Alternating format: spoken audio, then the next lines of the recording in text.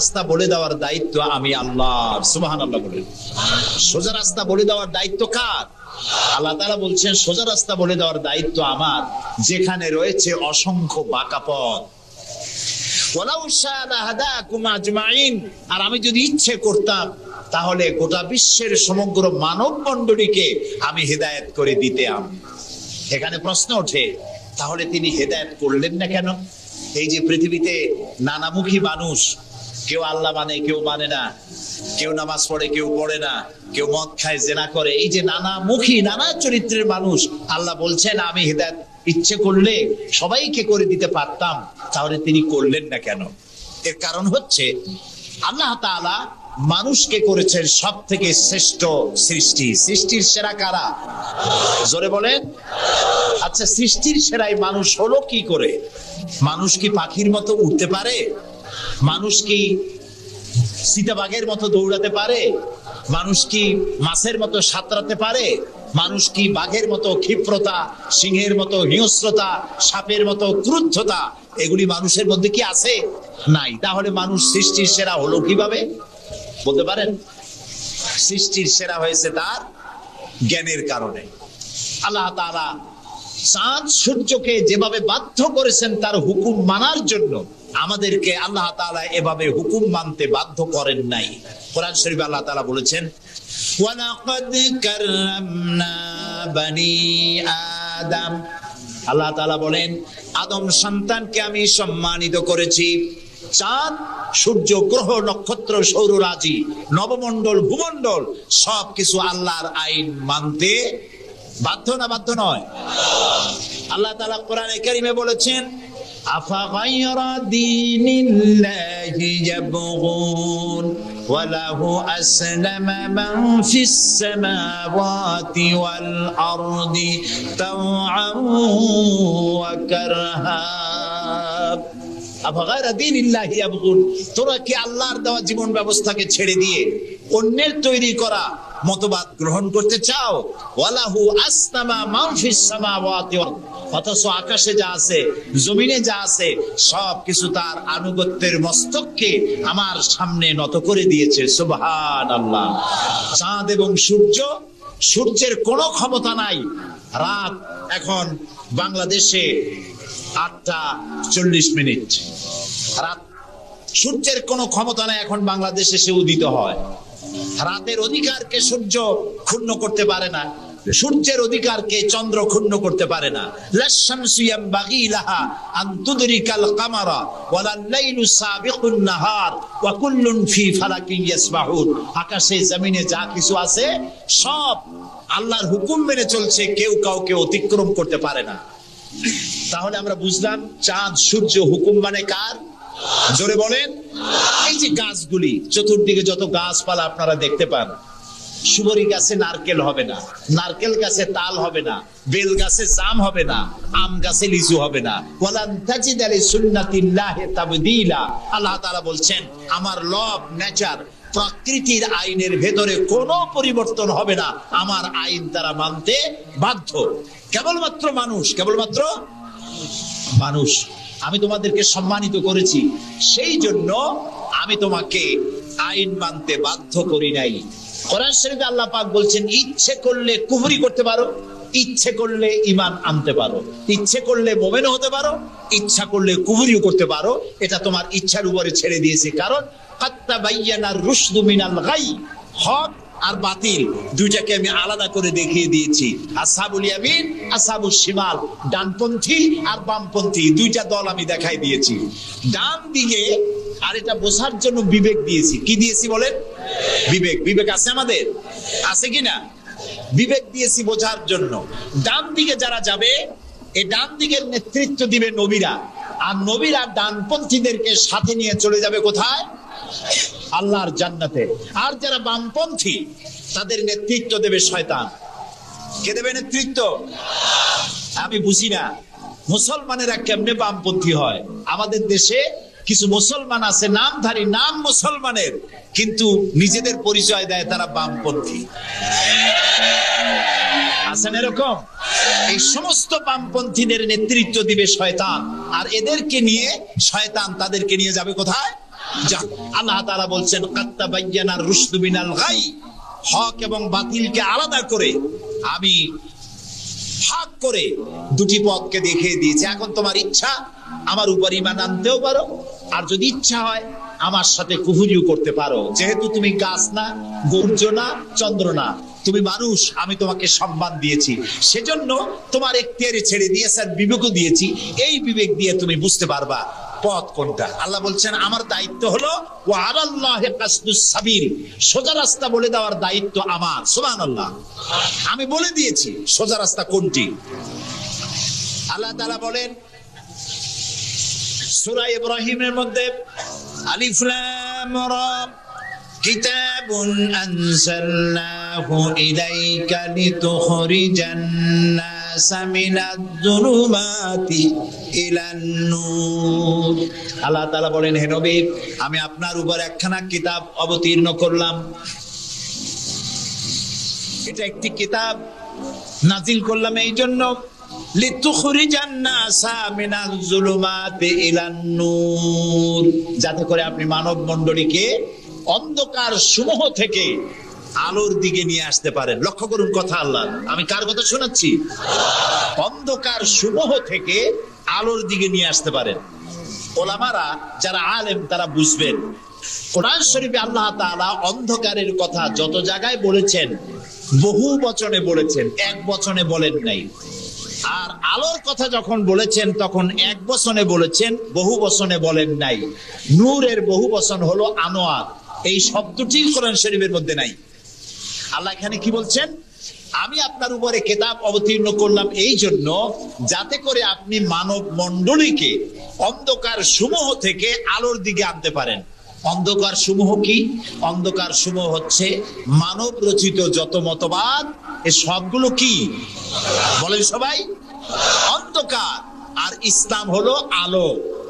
অন্ধকারের অনেক রূপ হয়, আলোর রূপ হয় মাত্র, বলেন কয়টা হয়?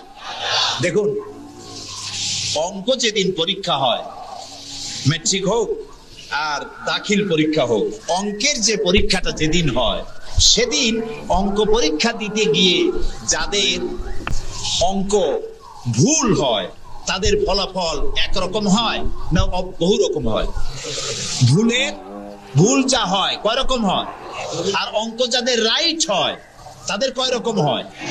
একরকম। তাহলে এর দ্বারা কি বোঝা যায়? সত্যের রূপ একটা আর ভুলের রূপ অনেকগুলো। এই জন্য আলোর রূপ একটা, অন্ধকারের রূপ অনেক। যেমন বিদ্যুতের আলো, কেরোসিনের আলো, হেসাকের আলো, চাঁদের আলো, সূর্যের আলো, যত রকমের আলো আছে সব আলোর রূপ একটাই, কিন্তু অন্ধকারের রূপ বিভিন্নতর। শোবে কাজেবের এক রকমের অন্ধকার, অমাবস্যার আর এক রকমের অন্ধকার, রাতের আধারের আর এক রকম অন্ধকার, মেঘাচ্ছন্ন হওয়ার আর এক রকম অন্ধকার, কুয়াশাচ্ছন্ন হওয়ার আর এক রকম অন্ধকার, দরজা জানালা ভেন্টিলেটর সব বন্ধ করে দেওয়ার আর এক রকমের অন্ধকার। অন্ধকারের রূপ অনেক আর আলোর রূপ একটা। আল্লাহ বলছেন কোরআন এই জন্য নাজিল করেছি লিতুখরিজান নাসা মিনাজ-জুলুমাতি ইলান নূর, মানুষের তৈরি করা যত মতবাদ সব অন্ধকার, আর ইসলাম হচ্ছে আলো। আল ইসলামু নূর, ইসলাম হচ্ছে আলো। আলোর রূপ একটা। আলোর রূপ কয়টা? আল্লাহ তাআলা বলছেন ওয়া আলাল্লাহি কাসদুস সাবিল, আমি সোজা রাস্তা বলে দেব, যেখানে আছে অসংখ্য বাঁকা পথ সেই সোজা রাস্তার নাম কি বলতে পারে? বরং কোরআনে কারীমে আল্লাহ রাব্বুল আলামিন বলেছেন, ও পৃথিবীর মানুষেরা, আমার নবী কি তোমরাও যেন পরস্পরকে যেভাবে নাম ধরে ডাকাডাকি করো, আমার নবীকে তোমরা সেভাবে নাম ধরে ডাকবে না। আল্লাহ নিষেধ করে দিয়েছেন। কোরআনে কারীমের মধ্যে আল্লাহ তাআলা তাকে নাম ধরে ডাকেন নাই, এবং তার মর্যাদা সমস্ত নবীদের চাইতে বেশি দিয়েছেন। পৃথিবীতে যত নবী এলেন সমস্ত নবীরা এসেছেন যার যার এলাকার উপরে ভিত্তি করে, ভাষার উপরে ভিত্তি করে, গোত্রের উপরে ভিত্তি করে। মুহাম্মদ সাল্লাল্লাহু আলাইহি সাল্লাম শুধু আরবি ভাষাভাষীদের নবী ছিলেন না, শুধুমাত্র মক্কার এবং মদিনার নবী ছিলেন না, তিনি বিশ্ব নবী। বলুন তো কি নবী? আল্লাহ রাব্বুল আলামিন কোরআনে কারীমের মধ্যে বলেছেন, আইয়ুহান নাসু ইন্নী রাসূলুল্লাহি ইলাইকুম জামিআ। আল্লাহ তাআলা বলেন, হে নবী আপনি বলুন, ও পৃথিবীর মানব মণ্ডলী, আমি আল্লাহর পক্ষ থেকে তোমাদের সকলের জন্য আমি রাসূল হয়ে এসেছি। কিয়ামত পর্যন্ত এই পৃথিবীতে যত মানুষ আসবে সমস্ত মানুষের জন্য রাসূল বলেছেন, শুধু মানুষের জিন নয়, আল্লাহর সমস্ত সৃষ্টি জগতের জন্য আল্লাহ তাআলা আমাকে রাসূল করে পাঠিয়েছেন। সুবহানাল্লাহ। নবী করিম সাল্লাল্লাহু আলাইহি সাল্লাম পৃথিবীতে এলেন এবং আল্লাহ তাআলা তাকে এই সম্মান দিয়ে, মর্যাদা দিয়ে পৃথিবীতে কেন পাঠালেন? সূরা ফাতহার মধ্যে আল্লাহ তাআলা বলছেন, هو الذي أرسل رسوله بالهدى ودين الحق ليظهره على الدين كله وكفى بالله شهيدا। আল্লাহ তাআলা বলেন যে তিনি আল্লাহ, যিনি তার রাসূলকে দ্বীনে হক আর সত্যের বিধান সহকারে পৃথিবীতে পাঠিয়েছেন। কেন? লিইউযহিরাহু আলা দ্বীনি কুল্লিহি, যাতে করে তিনি মানুষের তৈরি করা সকল মতবাদের উপরে ইসলামকে বিজয়ী করে দিতে পারেন। এই জন্য আল্লাহ তাআলা রাসূলকে এই পৃথিবীতে পাঠিয়েছেন। সুবহানাল্লাহ। রাসূলুল্লাহ পৃথিবীতে আসলেন এবং তিনি চরিত্র দিয়ে, যুদ্ধ করে নয়, ইসলাম প্রচার করেছেন কি দিয়ে বলেন? তরবারি দিয়ে নয়। ইসলাম মানে শান্তি, শান্তির ধর্ম। ইসলাম কিসের ধর্ম? শান্তির ধর্ম। মুসলমান কারা? যারা শান্তি প্রতিষ্ঠা করে তারাই। আর আল্লাহর এক নাম হচ্ছে সালাম। আল্লাহর এক নাম কি বলেন সবাই? সালাম। আল্লাহর নাম শান্তি, ইসলাম শান্তি, মুসলমানেরা চায় শান্তি। সেই শান্তি প্রতিষ্ঠার জন্য মুহাম্মদ সাল্লাল্লাহু আলাইহি ওয়াসাল্লাম তরবারি দিয়ে ইসলাম আনেন নাই, তিনি ইসলাম এনেছেন তার অনুপম চরিত্র মাধুর্য দিয়ে, ব্যবহার দিয়ে, দ্বীন প্রচার করে তার মাধ্যমে জনগণকে ইসলামের মধ্যে এনেছেন। কথা উঠতে পারে তাহলে যুদ্ধগুলো হলো কেন? বদর, ওহদ, হুনাইন, তাবুক, এগুলো ইয়ারমুক, কেন এই যুদ্ধগুলো হলো? এ সব যুদ্ধ ছিল ডিফেন্সিভ। পৃথিবীর কোন ঐতিহাসিক কোন ব্যক্তি বলতে পারবে না যে মুহাম্মদ সাল্লাল্লাহু আলাইহি সাল্লাম সর্বপ্রথম আক্রমণকারী হয়েছেন কোন যুদ্ধে। বলতে পারবে কেউ? বলতে পারবে? তিনি তা করেননি। যখন আক্রান্ত হয়েছেন তখন তিনি প্রতিরক্ষামূলক যুদ্ধ করেছেন। আক্রমণাত্মক যুদ্ধ রাসূলুল্লাহ তার জীবনেও করেননি। সুবহানাল্লাহ। চরিত্র দিয়ে তিনি দুনিয়াকে বিজয় করেছেন। পৃথিবীতে যত নেতা আছে সমস্ত নেতাদের চরিত্র তো দুই রকম হয়। নেতাদের চরিত্র কয় রকম হয়? দুই রকম। একটা হয় পার্সোনাল ক্যারেক্টার, আর একটা হয় পাবলিক ক্যারেক্টার। একটা হয় জনগণকে দেখানোর, আর একটা হয় ব্যক্তিগত। রাসূলুল্লাহর চরিত্র এরকম দুই রকম ছিল না। একটু মাথা খাটায় চিন্তা করেন, পৃথিবীতে কোন নেতা আছেন যিনি জনগণের সামনে দাঁড়িয়ে বলতে পারবেন আমি ছাত্র জীবনে যা করেছি, যৌবনে যা করেছি, রাজনৈতিক নেতা হিসাবে গোপনে গোপনে যা করি, এসব কথাগুলি মানুষের কাছে, আমার দলের কাছে, দেশবাসীর কাছে খুলে বলে দাও, এরকম বলতে পারবে কেউ? একজনও পারবে না। যদি বলে তাহলে সব সর্বনাশ। এই পৃথিবীতে একমাত্র নেতা জনাবে মুহাম্মদুর রাসূলুল্লাহ সাল্লাল্লাহু আলাইহি ওয়াসাল্লাম। তিনি বলেছেন, ও আমার সাহাবীরা, ও আমার স্ত্রীরা, দিনের আলোতে আর রাতের আধারে আমার ভিতরে তোমরা যে আচরণ আমার দেখতে পাও, আমার ওঠা বসা, আমার চলাফেরা, আমার আচার আচরণ, যা কিছু আমার ভিতরে দেখতে পাও সবগুলি খুলে খুলে মানুষের সামনে বলে দাও। সুবহানাল্লাহ। রাসূলুল্লাহর চরিত্রের সার্টিফিকেট, তার আখলাক কেমন, এটা জানার জন্য হযরত আয়েশার কাছে কয়েকজন সাহাবী প্রশ্ন করেছিলেন, মা, রাসূলুল্লাহর কাছে বেশি সময় কাটাবার সুযোগ আপনি পান, তার ইনস এন্ড আউট আপনি ভালো করে জানেন, বলুন তো তার আখলাক কেমন, তার চরিত্র কেমন? মা আয়েশা বললেন, তোমরা রাসূল, তোমরা কি কোরআন পড়েছো? বললেন, হ্যাঁ কোরআন পড়েছি। কোরআন কি বোঝো? হ্যাঁ কোরআন বুঝি। হযরত আয়েশা বলেন, কোরআন যদি পড়ে থাকো, কোরআন যদি বুঝে থাকো, রাসূলের চরিত্র আমার কাছে জানার কোনো দরকার নাই। যেটা কোরআন তোমরা পড়েছো, কোরআনের বাস্তব নমুনা যদি দেখতে চাও, আল্লাহর নবীর দিকে তাকায়া দেখো। তার চরিত্র হলো কোরআন। রাসূলের চরিত্র কি? কোরআন। রাসূলুল্লাহর নবুয়তের 23 বছরের জীবনে যা আছে 30 পারা কোরআনে তাই আছে। 30 পারা কোরআনে যা আছে রাসূলুল্লাহর 23 বছরের নবুয়তের জীবনে তাই আছে। বড় করে বলেন সুবহানাল্লাহ। এই ছিল রাসূলের জীবন।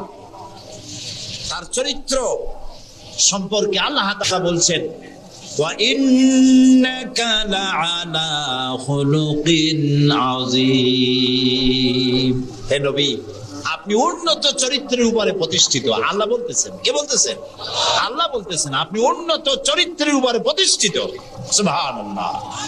এবং আমাদেরকে বলা হচ্ছে, আমাদেরকে, কাদেরকে? সারা দুনিয়ার মুসলমানদেরকে বলা হচ্ছে, লাকাদ কানা লাকুম ফি রাসূলিল্লাহি উসওয়াতুন হাসানা। গ্রহণযোগ্য মহত্তম আদর্শ তোমাদের জন্য আদর্শ রয়েছে তোমাদের রাসূলের মধ্যে। আমরা উল্টা কাজ করি। আমরা ইসলামরে চিনি পীর সাহেবরে দিয়া, মৌলানা সাহেবরে দিয়া, হুজুররে দিয়া ইসলাম বুঝতে চেষ্টা করি। এটা উল্টা কাজ।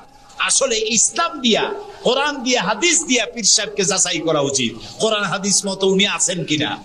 হুজুর সাহেব, মৌলানা সাহেব, নেতা সাহেব কোরআন হাদিস অনুযায়ী আছে কিনা, ওই ব্যারোমিটার দিয়েই বাছাই এবং যাচাই করা উচিত। কিন্তু তা না করে আমরা উল্টাটা করি, যার জন্য আমরা প্রতারিত হই।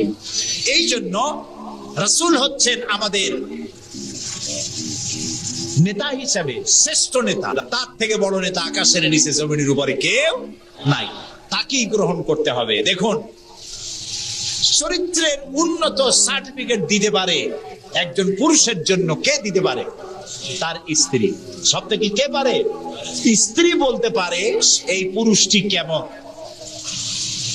আর একজন স্ত্রী তার স্বামীর জন্য সব করতে পারে, জীবনটাও মিলাই দিতে পারে, কিন্তু সহজে স্বামীর বিশ্বাস যেটা সেটার উপরে ঈমান আনা এটি সহজ কথা নয়। যত পীর সাহেবরা আছেন বাইরে মুরিদ বানাতে আসেন, জিজ্ঞেস করা উচিত, হুজুর আপনার বউ আপনার কাছে মুরিদ হয়েছে কিনা।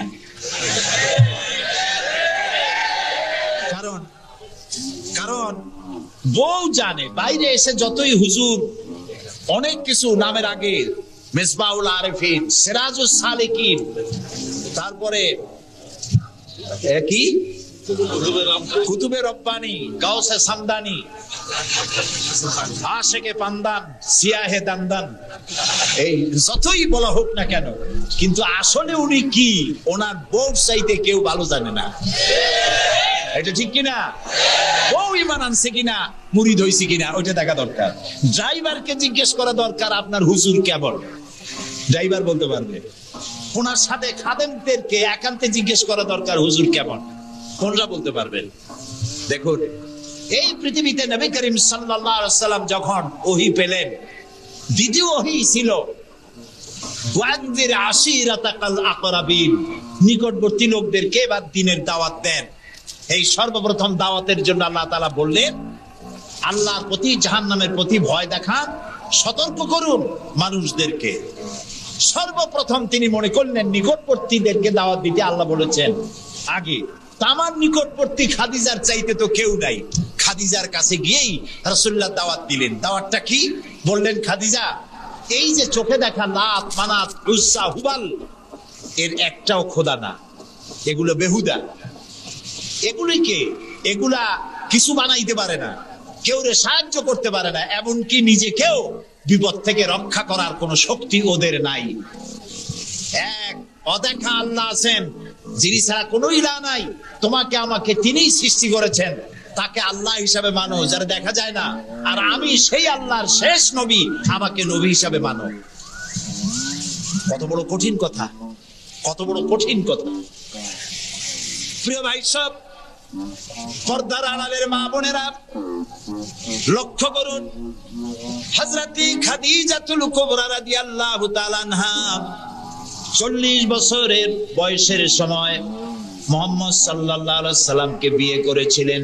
তখন তার বয়স 25 বছর।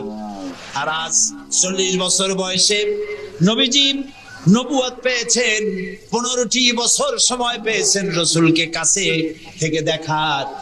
হযরতে খাদিজা যখনই দ্বীনের দাওয়াত পেলেন, ও দেখা আল্লাহকে বিশ্বাস করতে হবে, মুহাম্মদ সাল্লাল্লাহু আলাইহি ওয়াসাল্লামের নবুয়ত মানতে হবে, এই প্রশ্ন যখন সামনে এলো, হযরতে খাদিজা কোনো প্রশ্ন তোলেন নাই, এক মুহূর্ত দেরিও করেন নাই, সঙ্গে সঙ্গে পড়ে নিয়েছেন লা ইলাহা ইল্লাল্লাহু মুহাম্মাদুর রাসূলুল্লাহ।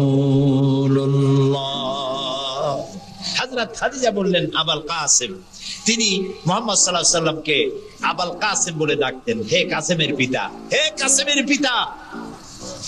আমি ঈমান আনলাম আল্লাহর উপরে যারে কোনোদিন দেখি নাই, আমি ঈমান আনলাম আপনার প্রতি, সেই আল্লাহর আপনি প্রেরিত রাসূল, নবী হিসেবে মেনে নিলাম। কারণ বিগত 15টি বছর আপনার সাথে থেকে আপনার মধ্যে যে আচরণ দেখেছি, এই আচরণ কোন সাধারণ মানুষের হতে পারে না, আপনি অবশ্যই আল্লাহর নবী, আমার কোনো সন্দেহ নাই। রাসূলুল্লাহ যা করেছেন, চারিত্রিক বিপ্লব করেছেন, তার কৈশোর, তার যৌবন ওই জনগণের মধ্যেই হয়েছে। আল্লাহ তাআলা সিরিয়া থেকে নবী এনে মক্কায় চাপায় দেন নাই, মিশর থেকে নবী এনে মক্কার উপরে চাপায় দেন নাই, ওই সমাজেই তিল তিল করে তিনি বড় হয়েছেন মানুষের মাঝে। আর মানুষেরা এক পর্যায়ে মুহাম্মদ এই নামটা ভুলিয়ে গেল, তাকে ডাকা শুরু করলো আল আমিন বলে। সুবহানাল্লাহ, এটা নবুয়ত পাওয়ার অনেক আগে তাকে ডাকতো আল আমিন। বিপদে পড়লে বলতো চলো আল আমিনের কাছে যাই, ঝগড়া হলে বলতো চলো আল আমিনের কাছে যাই, আমানত রাখতে হবে চলো আল আমিনের কাছে যাই। তার নামই লোকেরা ভুলে গেল, এক পর্যায়ে নাম প্রচারিত হলো আল আমিন, মানে কি? বিশ্বাসী। তিনি নিজেকে তিল তিল করে গড়েছেন, আল্লাহ তাআলা গড়ে তুলেছেন তাকে। হযরতে খাদিজা তার প্রতি ঈমান আনলেন, রাসূলুল্লাহ দাওয়াত দিলেন। তার বন্ধু, যার সাথে তার বন্ধুত্ব ছিল 20 বছরের, হযরতে সাইয়েদুনা আবু বকর রাদিয়াল্লাহু তাআলা আনহু, 20 বছরের বন্ধু। হযরত আবু বকরের কাছে রাসূলুল্লাহ যখন দাওয়াত দিলেন যে আমি আল্লাহর রাসূল, আমার উপর ঈমান আনো, এক আল্লাহর উপর ঈমান আনো, হযরত আবু বকরও এক মুহূর্ত দেরি করেন নাই, বলেছেন আপনি অবশ্যই আল্লাহর নবী, আমার তো কোনো সন্দেহ নাই এর মধ্যে। সুবহানাল্লাহ। রাসূল পাক সাল্লাল্লাহু আলাইহি সাল্লাম এই মক্কি জিন্দেগিতে মানুষদেরকে তৈরি করলেন আল্লাহর ইচ্ছা মাফিক। তিনি দাওয়াত দিলেন একটি, তিনি বললেন ইয়া আইয়ুহান নাস কুলু লা ইলাহা ইল্লাল্লাহ তুফলিহু, হে মানব সকল পড়ো তোমরা লা ইলাহা ইল্লাল্লাহ, জোরে পড়েন লা ইলাহা ইল্লাল্লাহ, লা ইলাহা ইল্লাল্লাহ। একথা ঘোষণা করে দাও, কোন ইলাহ নাই, কোন আইনদাতা নাই, বিধানদাতা নাই, শাসনকর্তা নাই, কেউ নাই ইল্লাল্লাহ, আল্লাহ ছাড়া। এই দাওয়াত যখন তিনি দিলেন, যেই সমাজের লোকেরা তাকে আলামিন বলতো, সেই লোকেরা ফুলের মালা নিয়ে দৌড়ে আসতো নাকি? তারা পাথর নিয়ে ছুটে এলো, কারণ তারা বুঝতো লা ইলাহা ইল্লাল্লাহর মানে কি। লা ইলাহা ইল্লাল্লাহর মানে শুধু কোন ইলাহ নাই আল্লাহ ছাড়া, মুহাম্মদ সাল্লাল্লাহু আলাইহি ওয়াসাল্লাম আল্লাহর প্রেরিত রাসূল, এই কথাটুকুনো যদি শুধু হইতো তাহলে মাইর খাওয়া লাগতো না। রাসূলুল্লাহ মাইর খান নাই, মুসা আলাইহিস সালাম মার খান নাই, ইব্রাহিম আলাইহিস সালাম খান নাই, এমন কোন নবী নাই। 3 জন নবী ছাড়া, কয়জন নবী ছাড়া? 3 জন নবী ছাড়া মাইর খান নাই, দেশান্তরিত হন নাই, গালিগালাজ শোনেন নাই, ঠাট্টা বিদ্রুপ শোনেন নাই, এমন কোন নবী নাই। কয়জন নবী বাদে? 3 জন। একজনকে আদম আলাইহিস সালাম, সে সময় কোনো মানুষই নাই, কাজেই তারে বিরক্ত করবে কে? আর ছিলেন নূহ আলাইহিস সালাম, প্রথমে বাধা পাইলেন, পরে যখন বন্যা হয়ে গেল, সব যখন মরে গেল, তখন আর তারে বাধা দেওয়ার মতো কেউ ছিল না। আর একজন ছিলেন হযরত সুলাইমান আলাইহিস সালাম। হযরত সুলাইমানকে আল্লাহ সারা পৃথিবীর রাজত্ব তার হাতের মুঠায় দিয়ে দিয়েছিলেন, সেই জন্য তার বিরোধিতাকারী কেউ ছিল না। এই 3 জন বাদে ইয়া হাসরাতান আলাল ইবাদ, বান্দার উপর আফসোস, এমন একজন নবী রাসূল পাঠাই নাই যার সাথে সমকালীন যুগের লোকেরা ঠাট্টা করে নাই, বিদ্রুপ করে নাই, মারধর করে নাই, সবাই করেছে। কারণটা কি? কারণ কি? কারণ হলো লা ইলাহা ইল্লাল্লাহর মতো বিপ্লবাত্মক রিভলিউশন সৃষ্টিকারী কথা আকাশের নিচে জমিনের উপরে আর নাই। মানে কি? মানে হচ্ছে লা ইলাহা, কোন ইলাহা নাই, কোন আইনদাতা নাই, কোন বিধানদাতা নাই, কোন শাসনকর্তা নাই, কোন হায়াত আর মওতের মালিক কেউ নাই ইল্লাল্লাহ, আল্লাহ ছাড়া। এটি বিপ্লব সৃষ্টিকারী কথা। এই কথা যখন হযরত মুসা আলাইহিস সালাম বলেছিলেন ফেরাউনের সামনে, ফেরাউন তখন বলল, মা আলিমতু লাকুম মিন ইলাহিন গায়রি, আমি তো জানি না যে আমি ছাড়া আরো কোন ইলাহ আছে, তুমি এক নতুন দাওয়াত নিয়ে আসছো। আনা রাব্বুকুমুল আলা, আমি তো বড় খোদা, আমি তো বড় ইলাহ। আমি এই গত 6 তারিখে মিশর সফর করেছিলাম, আমার জীবনের প্রথম এই মিশর সফর। উদ্দেশ্য ছিল মুসা আলাইহিস সালামের দেশ দেখা, ফেরাউনের দেশ দেখা। সেখানে ফেরাউনকেও অবশেষে দেখে এলাম। ফেরাউন মরে গেছে, কিন্তু তার দেহটাকে আল্লাহ তাআলা রেখে দিয়েছেন। আল্লাহ তাআলা তারে বলেছিলেন, যে জায়গায় যে দরিয়ায় তাকে ডুবানো হয়েছে, সেই বাহার, সেই সমুদ্র দেখে এসেছি। যেখানে আল্লাহ তাআলা মুসা আলাইহিস সালামের সঙ্গে কথা বলেছেন, সে জায়গাও যাওয়ার তৌফিক আল্লাহ তাআলা দিয়েছেন, সে জায়গাও থেকে আসছে। ফেরাউন, তাকে দেখার জন্য মিউজিয়ামের মধ্যে ঢুকলাম। 40 পাউন্ড মিশরীয় মুদ্রা, 40 পাউন্ড লাগলো। এরপরে ওর লাশ দেখার জন্য আরো 70 পাউন্ড লাগবে। পয়সা খরচ করে এই শয়তানটাকে দেখতে গেলাম। কারণ আল্লাহ তাআলা বলেছেন, কুল সিরু ফিল আরদ ফানজুরু কাইফা কানা আকিবাতুল মুকাদ্দিবিন, ঘুরে বেড়াও, আমার পৃথিবী ভ্রমণ করো। আল্লাহ তাআলা বলছেন, আমার পৃথিবী ভ্রমণ করো আর দেখো মহা সত্যের অস্বীকারীদের আমি কি পরিণতি করেছি, দেখে আসো। সুবহানাল্লাহ। আমি গিয়ে দেখলাম মিস্টার ফেরাউন শুয়ে আছে, গ্লাসের বক্সের মধ্যে কাপড় দিয়ে জড়ানো, গর্দানটা এরকম চিকন, এতটা লম্বা গর্দান, মুখের মধ্যে দাঁত একটা আছে, হাতে এবং হাত পা বের করা, তাতে কিছু নখ টক আছে এবং মাথায় কিছু চুলও আছে। কয়েক হাজার বছর আগের লাশ। সে যখন ডুবতেছিল তখন বলতেছিল, আমান্তু না,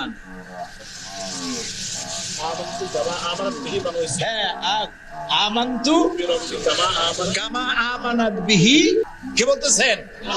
আমি তোরে শুধু মারবই না, আলিয়াউমা নুনাজ্জিকা বিবাদানিক, আমি তোর দেহটাকে রক্ষা করব। পানিতে তুই পচবি না, মাটিতে পচবি না, পোকায় মাকড়ে তোরে খাবে না, আমি তোরে শুটকি বানায় রাখবো কিয়ামত পর্যন্ত। এই জন্য শুটকি বানায় রাখবো, পৃথিবীতে যত ফেরাউন তোর মতো পৃথিবীতে আসবে, তোরে দেখে যেন শিক্ষা গ্রহণ করতে পারে। আল্লাহ তাআলা ওরে শুটকি বানায় রাখছে। তারপরে দেখলাম বহায়রা কারুন অস্বীকার করেছিল মুসা আলাইহিস সালামকে। তার বিশাল সম্পদ, 55,000 একর জমির উপরে ছিল তার বাড়িঘর আর সম্পদ, আহরিত সম্পদ। তার সিন্ধুকের চাবিগুলি বহন করত শত শত উটে। এখন চিন্তা করেন কত সম্পদের মালিক।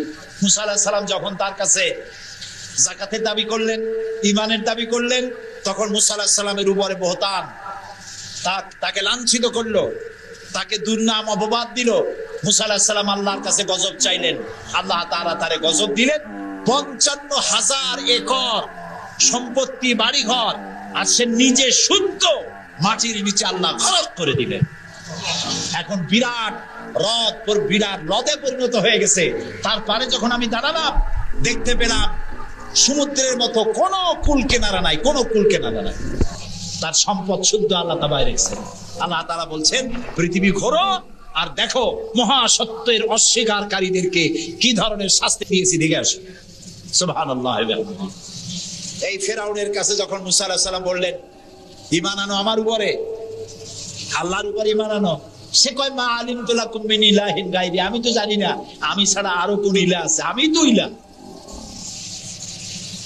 তুমি যদি আমাকে ছাড়া কাউকে ইলাহ মানো, লাআজআলান্নাকা মিনাল মাসজুদিন, আমি তোমাকে কারারুদ্ধ করে রাখবো।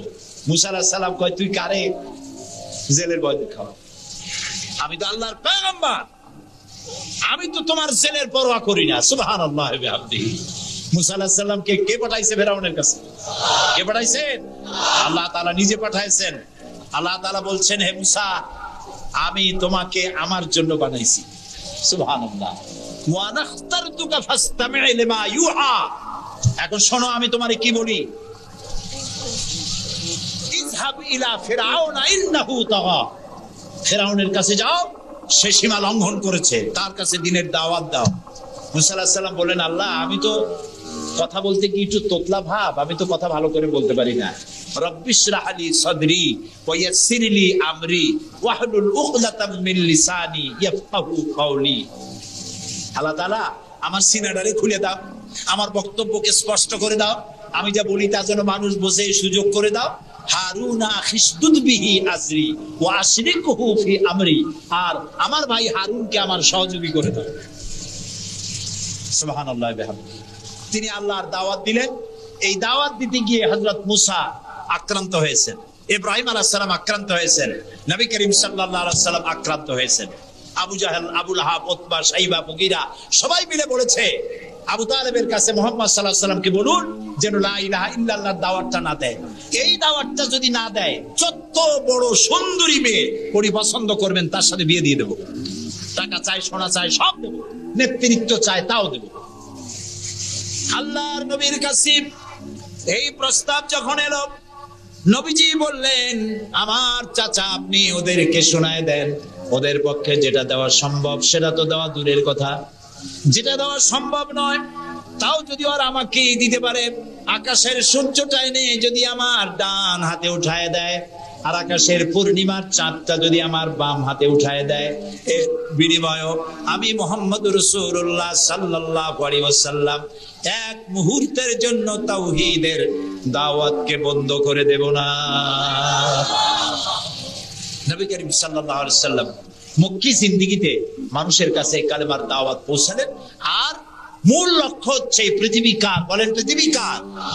আইন চলবে কার? আল্লাহর। সেই আইন প্রতিষ্ঠা করার জন্য একা একা করা যাবে না, একটা জনগোষ্ঠী তৈরি করা দরকার, একটা দক্ষ জনশক্তি তৈরি করা দরকার, যারা দেশ পরিচালনায় যোগ্য। এরকম লোক রাসূলুল্লাহ মক্কির জীবনে 13 বছরে দক্ষ একটা জনগোষ্ঠী তৈরি করে ফেললেন। সুবহানাল্লাহ। দেখছেন দক্ষ কারে কয়? আবু বকর, ওমর, ওসমান, আলী, খাব্বাব, খুবাইব, আমের, তালহা, সুবাইর, আবু উবাইদা ইবনুল জাররাহ রিদওয়ানুল্লাহি তাআলা আলাইহিম আজমাইন। এই সব লোক তৈরি হয়ে গেল। সুবহানাল্লাহ। এই সব লোক তৈরি হয়ে যাওয়ার পর যে উদ্দেশ্যে রাসূলকে পাঠানো হয়েছিল সেই উদ্দেশ্য এখন কার্যকরী হচ্ছে। আমরা তো উল্টোপাল্টা কাম করি। 12ই রবিউল আউয়াল আসলেই পতাকা দিয়ে রাজধানী সাজাই। 12ই রবিউল আউয়াল আসলেই বিরাট একটা মিছিল, কোন একজন লোককে সামনে রাখা, তারপর একটা মিছিল শুরু হয়ে গেল। তোমপে লাখো সালাম। কতগুলা পতাকা নিয়ে লাখো সালাম দিলাম, হাজার হাজার গাড়ি নিলাম, লোকজন নিলাম। এরপরে এক জায়গায় বসে নবী সালাম আলাইকা, ইয়া রাসূল সালাম আলাইকা, গরম গরম জিলাপি। রবিউল আউয়াল শেষ, রাসূলুল্লাহর মহব্বতও শেষ। বিশ্বাস করুন, এই সমস্ত জিনিস দিয়ে মূল টার্গেট থেকে মুসলমানদেরকে সরিয়ে দেওয়া হচ্ছে। আপনারা আমাকে জবাব দেন, যারা এই সব কাজ করে তারা বলে রাসূলুল্লাহর ভালোবাসায় করি। আপনি কি পারবেন রাসূলুল্লাহর লাখো সাহাবীদের মধ্যে একজন সাহাবীও রাসূলুল্লাহকে যে ভালোবাসা দিয়েছেন, পৃথিবীর সব মুসলমান একত্রিত হয়ে কতটা ভালোবাসা কেউ কি দিতে পারবে? পারবে? এবার বলেন, সাহাবীরা এরকম কোন মিছিল করেছেন রাসূলুল্লাহর জন্মদিনে? তার জন্মদিবস পালন করেছেন? করেন নাই। যেটা হাদিসে নাই আমরা তা করতে পারি না। যে মিলাদ এখন পড়া হয়, যে সিস্টেমে পড়ানো হয়, একত্রিত হয়ে নবী সালাম আলাইকা, রাসূল সালাম আলাইকা, সাহাবীরা এরকম করেন নাই, তাবিঈনরা করেন নাই, তাবিঈনরা করেন নাই। মিলাদের এই সিস্টেম চালু হয়েছে রাসূলের ইন্তেকালের অন্তত 600 বছর পর। কোথায় চলছি আমরা? রাসূলের মূল অনুষ্ঠান ছেড়ে দিয়ে মূল কাজ ছেড়ে দিয়ে ভিন্ন পথে প্রবাহিত হচ্ছি। আমাদেরকে বিভিন্ন শব্দের মার প্যাচে সিরাতুন নবী করব, মিলাদুন নবী করব, মিলাদ পড়বো তো দাঁড়ায় পড়বো না বসে পড়বো, এই সমস্ত চক্করের মধ্যে ভালাই দিয়া টার্গেটে যাওয়ার পথের থেকে আমাদেরকে বাধাগ্রস্ত করা হচ্ছে। প্রিয় ভাই সব, নবী করিম সাল্লাল্লাহু আলাইহি ওয়াসাল্লাম জনশক্তি তৈরি করে ফেললেন, একটা রাষ্ট্র চালাবার মতো লোক তৈরি হয়ে গেল। আপনি যদি এই যে আর্মি ট্রেনিং হয়, শীতকালীন মহড়া হয়, আর্মি ট্রেনিং হয় কেন? এত পয়সা দিয়ে আর্মি টিকায় রাখা হয় কি জন্য? কি জন্য? দেশ রক্ষার জন্য। আমরা তো সবাই দেশপ্রেমী, আমরা দেশ রক্ষা করতে তো আমরাই পারি। আর্মিদেরকে এত পয়সা খরচ করে করানো হচ্ছে কেন? এই জন্য করানো হচ্ছে, যখন যুদ্ধ বাঁধবে তখন আপনি অস্ত্র চালাইতে পারবেন না, অস্ত্র চালাবার মতো যোগ্যতা সম্পন্ন লোক গভর্নমেন্ট তৈরি করে, প্রতিরক্ষা বাহিনী তৈরি করে, যাতে করে কোন দেশ আমার স্বাধীন ভূমির উপরে আঘাত করতে না পারে। সেই জন্য এখন এটাকে পরিচালনার জন্য ট্রেনিং দেওয়া হয়। মুসলমানদেরকে আল্লাহ তাআলা কোরআনের মাধ্যমে, ইসলামের মাধ্যমে, হাদিসের মাধ্যমে তাদেরকে ট্রেনিং দেওয়া হয়। জমিন আল্লাহর, আইন চলবে আল্লাহ। আইনের ইমপ্লিমেন্টের জন্য, সে আইন প্রয়োগ করার জন্য দক্ষ যোগ্য জনশক্তি প্রয়োজন। রাসূলুল্লাহ নিজের সোহবত দিয়ে ধন্য করেছেন সাহাবায়ে কেরামদেরকে, তাদেরকে তৈরি করতে সক্ষম হয়েছেন। 13 বছর চলে যাওয়ার পর আল্লাহ পাক তাকে হিজরত করার অর্ডার করলেন। এবার রাসূলুল্লাহ মদিনায় চলে আসলেন। মদিনায় এসে ইসলামী রাষ্ট্রের ঘোষণা দিলেন। সুবহানাল্লাহ। এবার রাসূলুল্লাহ প্রেসিডেন্ট, এবার রাসূলুল্লাহ কি প্রেসিডেন্ট, রাষ্ট্রপতি, আর তার সংবিধান হলো কোরআন। সংবিধান কি? কোরআন। কোরআনের আইন চালু করে দিলেন। তিনি রাষ্ট্রপ্রধান হলেন। সমাজ থেকে চুরি, ডাকাতি, জিনা, ব্যভিচার, হত্যা, ধর্ষণ সব দূরীভূত হয়ে গেল। আজ মানুষ দরজা খুলে ঘুমাবার সুযোগ পেয়ে গেল। নবী করিম সাল্লাল্লাহু আলাইহি ওয়াসাল্লাম ঘোষণা করলেন, খায়রুল কুরুনি কারনি, সর্বশ্রেষ্ঠ যুগ হলো আমার যুগ। রাসূলের যুগ হলো শ্রেষ্ঠ যুগ। সমাজ থেকে চুরি ডাকাতি নির্মূল হয়ে গেল কোরআনের আইন চলার কারণে। যারা বিরোধিতা করছিল তারাও দেখলো যে মুহাম্মদ সাল্লাল্লাহু আলাইহি ওয়াসাল্লামের সাথে আমরা খামোখাই বিরোধিতা করেছি, উনি তো আমাদের বিরোধী লোক না, উনি তো আমাদের ধর্মের বিরুদ্ধে লোক না, উনি তো দেশে আইন দিয়েছেন এমন যে আইনের মাধ্যমে মানুষ তার নিজের ধর্ম পালন করতে পারে, চুরি করে না, ডাকাতি করে না, মানুষ খাবার পায়, পড়ার পায়, থাকার পায়, সবকিছুর গ্যারান্টি পেয়েছে। আল্লাহ তাআলা তখন একটি সূরা নাযিল করলেন। আল্লাহ তাআলা সূরা নাসর নাযিল করলেন, ইযা জাআ নাসরুল্লাহি ওয়াল ফাত ওয়া রাআইতান নাসা ইয়াদখুলুনা ফি দীনিল্লাহি আফওয়াজা। আল্লাহ তাআলা বলেন, যখন আল্লাহর পক্ষ থেকে বিজয় আসবে, আল্লাহর সাহায্য যখন আসবে, তখন দেখতে পাবে দলে দলে লোকেরা ইসলামে প্রবেশ করছে।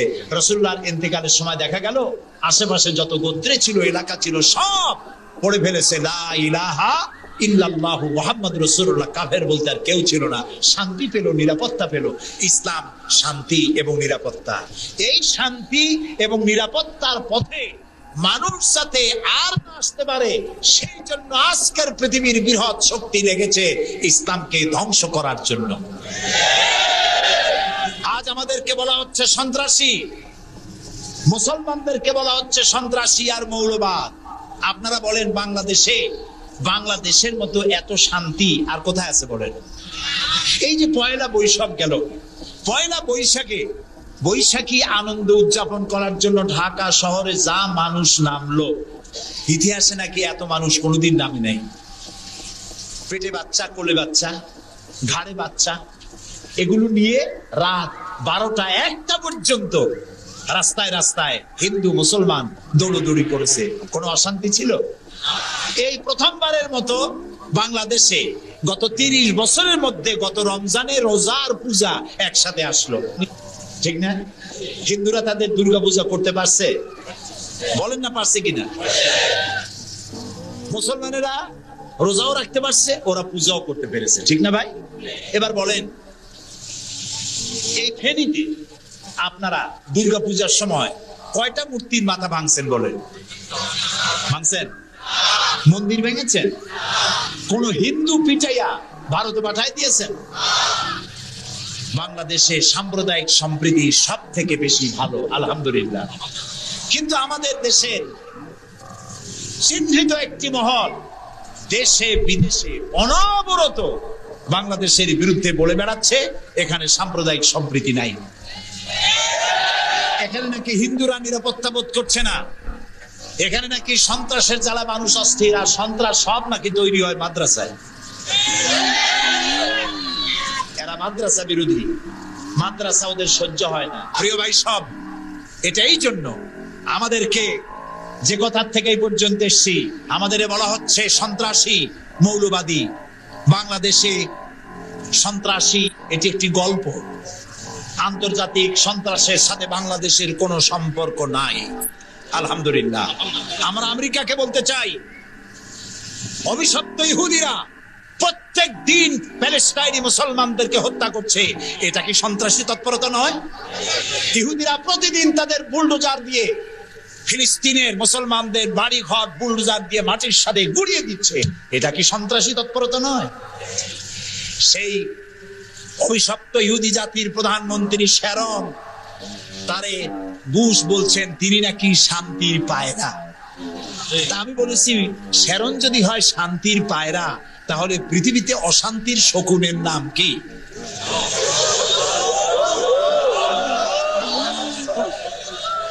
আপনাদের ফতোয়াই কার্যকরী হোক।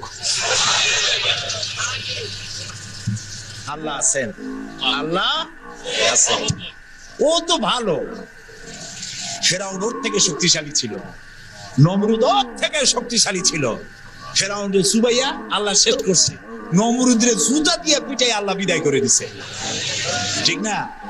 সে আল্লাহ আছে কিনা জোরে বলেন? আছে। তবে ওয়ামাকারু ওয়ামাকার আল্লাহ ওয়াল্লাহু খায়রুল মাকিরিন, আল্লাহর কৌশল, আল্লাহ সব থেকে বড় কৌশলী। ও বলতেছে মুসলমান শেষ করে দেবে, কলে কলে সব শেষ করবে, মুসলমান ইসলামের রাষ্ট্র শেষ করে দেবে। আল্লাহ তাআলা তার ঘরের মধ্যে মুসা আলাইহিস সালামের মারার চেষ্টা করছিল না ফেরাউন? একটা পুরুষও বাঁচতে দেবে না, সব মেয়ে লোক জিন্দা রাখবো, মেয়ে লোক সব মেরে ফেলবো, এরকম বলছিল না?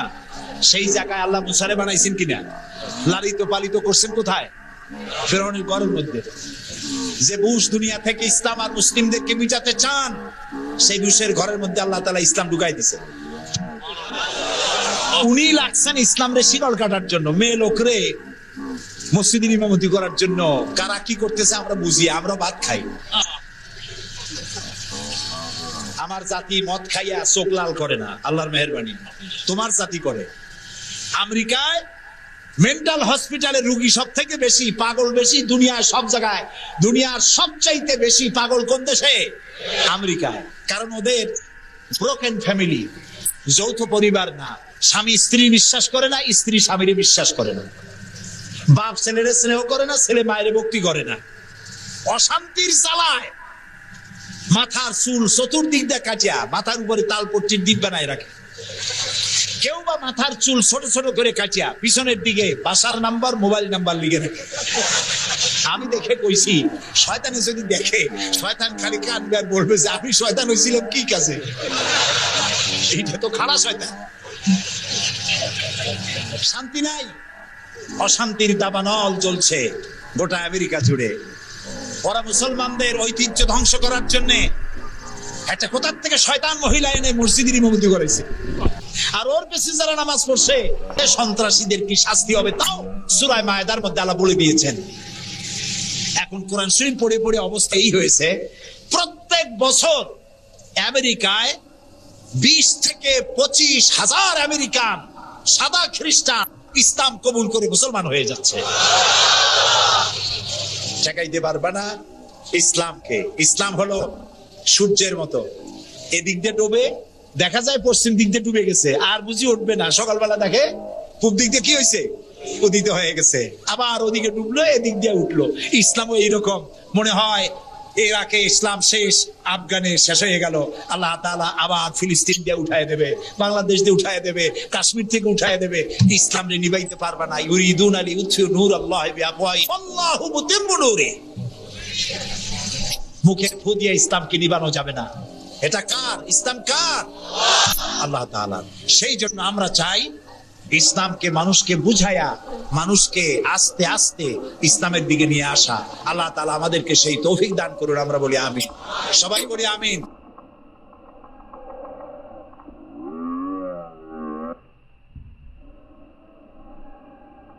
সবটুকুন আবেগ দিয়ে শুকরিয়া আদায় করছি, সকলে সমস্বরে একসাথে পড়ছি আলহামদুলিল্লাহ। ইয়া রব্বি লাকাল হামদু কামা ইয়ানবাগি লিজালালি ওয়াজহিকা ওয়া আযীমি সুলতানিক। অতঃপর দরুদ এবং সালাম পেশ করছি বিশ্ব মানবতার মুক্তির একমাত্র অগ্রসেনানায়ক, লাঞ্ছিত বঞ্চিত নিষ্পেষিত নিপীড়িত মানুষের পরম হৃদয়ের বন্ধু, বিশ্ববরণ্য রাজনীতিবিদ, বিশ্বের সফল রাষ্ট্রনায়ক, নারীর অধিকার প্রতিষ্ঠার অকুতভয় নির্ভীক সৈনিক, এ পৃথিবীর অবিসংবাদিত মাজলুম জননেতা, বিশ্বনবী, বিশ্ব নেতা জনাবে মুহাম্মদুর রাসূলুল্লাহ, যে বিশ্বনবী আল ইসলামকে ধুলির ধরায় প্রতিষ্ঠিত করতে গিয়ে তায়েফের মাটিতে বুকের তপ্ত লৌহ ঢেলে দিয়েছেন, খুন ঝরা উহুদের ময়দানে দান দান মোবারক শহীদ করেছেন, শিয়াবে আবি তালিবের পাহাড়িয়া জেলখানায় দীর্ঘ 3টি বছর কারারুদ্ধ বন্দী মানবতর জীবনযাপন করেছেন, কাফের বেঈমান আর মুশরিকদের শত জুলুম নির্যাতনের শিকার হয়েছেন, 53 বছর বয়সে জীবনের শেষ পড়ন্ত বিকেলে বাধ্য হয়েছেন মাতৃভূমি থেকে হিজরত করে দৌড় মদিনায় যেতে। বাংলাদেশের এই প্রান্তর থেকে রাসূলুল্লাহর শাহে মদিনায় আমরা সালাতু সালাম পেশ করছি, সকলে মহাব্বতে পড়ছি সাল্লাল্লাহু আলাইহি ওয়াসাল্লাম। আল্লাহুম্মা সাল্লি ওয়া সাল্লিম আলা নবিয়িনা মুহাম্মদ। প্রিয় ভাই সব, আমি আলোচনা করার জন্য শারীরিক এবং মানসিকভাবে কোনো দিক থেকেই ফিট না। আমি 2007 সাল থেকে ছাত্র জীবন থেকে কোরআনের ময়দানে কথা বলি। যখন আমার পড়ালেখা শেষ হয় নাই তখন থেকেই আল্লাহ আমাকে দাওয়াতি দিনের ময়দানে কথা বলার সুযোগ করে দিয়েছেন। মেহমান নিয়ে আসেন ভাইরা আমার। তো আমি দেখতে দেখতে প্রায় 19 বছর হয়ে গেল সারা দেশে কোরআনের ময়দানে আল্লাহ কথা বলার সুযোগ করে দিয়েছেন। তো মানে লোকেরা আয়োজন করে, সেখানে গিয়ে সাজানো মঞ্চে কথা বলি, কিন্তু এই মাহফিল বাস্তবায়ন করতে গিয়ে মনে হচ্ছে যেন মহাসমুদ্রের মাঝখানে পড়ছি। আমি এমনিতে রমজানের ভিতরে আমাদের ভাইদের কাছে যত সম্ভব আমরা দাওয়াত নিয়ে গিয়েছি। এরপরে রোজার পর থেকেই ঈদের দিন থেকেই শিডিউল ছিল প্রোগ্রামের। আমি উত্তরবঙ্গে সফরে ছিলাম প্রায় 1 সপ্তাহ। উত্তরবঙ্গে সফর করে আমি গত পরশু দিন ফিরছি। এরপরে তো আর বসার সুযোগ নাই, পাগলের মতো ছুটছি মানে এই মাহফিলটা বাস্তবায়ন করার জন্য। আজকে যিনি সভাপতির আসনে বসে আছে আমার এই ভাইটাও পাগলের মতো ছুটছে। আসলে ভালো কাজে সহযোগিতা করা মানুষের সংখ্যা খুব কম। ভালো কাজ আমরা করতেই চাই না, আবার কেউ করলে সহযোগিতা তো দূরে থাক, পিছন থেকে টেনে ধরার চেষ্টা করি। এরপরও ভালো কাজ থেমে থাকবে না ইনশাআল্লাহ। যারা আমরা সত্যের পতাকাবাহী, আমরা যারা আল্লাহর কোরআনের বিজয় দেখার স্বপ্ন লালন করি, আমরা শত প্রতিকূলতার মাঝেও এই ভালো কাজ আঞ্জাম দিয়ে যাব ইনশাআল্লাহ।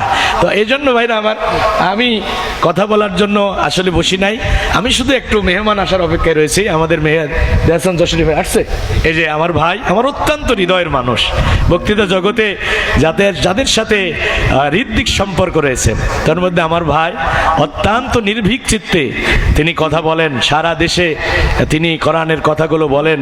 লেডি ফিরাউন জালেম স্বৈরাচার যখন ক্ষমতায় ছিল তখনও আমরা যারা হাতে গোনা কিছু মানুষ জালেমের রক্ত চক্ষুকে দুপায়ে মারিয়ে আল্লাহর কোরআনের কথাগুলো সারা দেশে নির্ভীক চিত্তে বলেছে। তাদের মধ্যে আমার ভাই একজন, তিনি এই কোরআনের হক কথা বলতে গিয়ে রাজবাড়িতে তিনি গ্রেপ্তার হয়েছিলেন।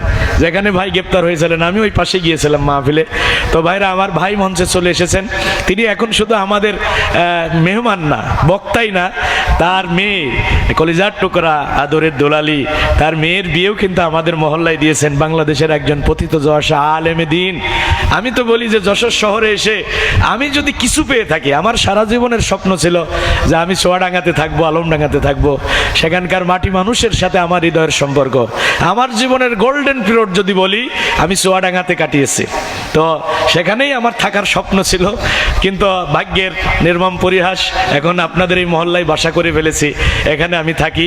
তো এখানে এসে আমাকে যদি বলেন যে আপনি কি লাভবান হয়েছেন, আমি বলি যে আমি এখানে এসে একজন বিদগ্ধ আলেমের সহচর্য পেয়েছি, অজানাকে জানার সুযোগ পেয়েছি, কোরআনের এমন কিছু বিষয় আমি জানার সুযোগ পেয়েছি একজন আলেমের সংস্পর্শে থেকে। তিনি আর কেউ নন, তিনি হলেন আল্লামা হাফেজ জুলফিকার আল মাহমুদ হাফিজাহুল্লাহ। আল্লাহ তার গোলামকে আমৃত্য কোরআনের খেদমতে কবুল করুন। তারই ছেলের সাথে ভাইজানের মেয়ে বিবাহ বন্ধনে আবদ্ধ হয়েছে, এখন তিনি আমাদের বিয়াই। আগে ভাই বলে সম্বোধন করতাম, এখন বিয়াই হিসেবে সম্বোধন করি। আমি আপনাদের কাছে দোয়া চাচ্ছি এই আয়োজনটা যেন সফলভাবে সমাপ্ত হয়। আর আমি আল হিকমা ইসলামী পাঠাগার এবং সমাজ কল্যাণ পরিষদ যে উদ্দেশ্য নিয়ে আমরা গঠন করেছি, আমাদের ভাইজান একেবারে রোড সংলগ্ন কিছু জায়গা দিয়েছেন, ইনশাল্লাহ সেখানে আমরা একটা রুম করব পাঠাগারের জন্য। সে প্রস্তুতও আমরা মানসিকভাবে নিয়েছি এবং আক্ষরিকভাবেও আমরা এগিয়ে গেছি। আমার এক ছোট ভাই কানাডাতে থাকেন, তিনি ডাক্তার, এমবিবিএস ডাক্তার, তিনি এক গাড়ি ইট দিয়েছেন। এরপরে আমার দুইজন ভাই সিমেন্টের ব্যবস্থা করে দিয়েছেন, আর একজন ভাই বালি দিয়েছেন। ইনশাল্লাহ মাহফিল শেষ করে আমরা পাঠাগারের কাজে হাত দেব। আমি আপনাদের কাছে দোয়া চাচ্ছি, আপনারা এই ভালো কাজে সহযোগিতা করবেন না?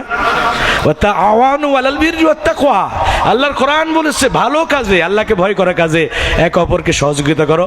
আমি শারীরিকভাবে মানসিকভাবে অসুস্থ হয়ে পড়েছি, আপনাদের সবার দোয়া কামনা করছি যেন আমরা এই পাঠাগারটা এখানে দাঁড় করাতে পারি এবং সমাজ কল্যাণ পরিষদের মাধ্যমে মানবতার কল্যাণে যেন আমরা পাশে দাঁড়াতে পারি। এই যশোর রায়পাড়া এবং চাষড়া এলাকাকে যেন আলোকিত একটা রায়পাড়া হিসাবে আমরা গঠন করতে পারি। আর এই ইসলামী পাঠাগারকে যেন আল্লাহ জ্ঞান চর্চার কেন্দ্রবিন্দুতে পরিণত করে দেন। আমি আপনাদের সবার কাছে দোয়া চাচ্ছি, কলিজা ভরে আপনারা দোয়া করবেন, কোনো চাওয়া নাই, আপনাদের কাছে দোয়া চেয়ে আপনাদের সকলের জন্য দোয়া করে আমি শেষ করছি। হাযা মা ইনদি ওয়াল ইলমু ইনদাল্লাহ আলাইহি তাওয়াক্কালতু ইলাইহি উনীব সুবহানাকা আল্লাহুম্মা ওয়া বিহামদিকা আশহাদু আল্লা ইলাহা ইল্লা আনতা আস্তাগফিরুকা ওয়া আতুবু ইলাইক। আসসালামু আলাইকুম ওয়া রাহমাতুল্লাহ।